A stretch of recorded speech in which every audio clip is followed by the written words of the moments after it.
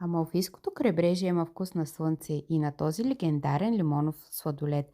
Още докато се разхождах из тесните улички и опитвах този десерт, знаех, че трябва да пренеса тази магия в къщи. Избрах най-ароматните лимони директно от едно малко местно магазинче.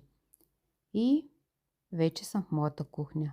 Днес ще ви покажа как да го приготвите в супер свежа и здравословна версия, напълно без захар и без млечни продукти. Разрязвам лимона и внимателно издълбавам вътрешността му. Блендирам сока и меката част, заедно с гъсто кокосово мляко за кремообразност и подсладител по ваш избор.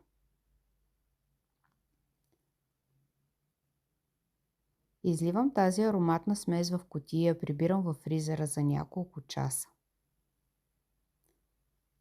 Вижте само каква копринена кадифена текстура се получава, без никаква машина за сладолед. Сега остава най-хубавата част, пълня обратно лимоновите купички догоре и завършвам с едно свежо зелено листенце за разкош.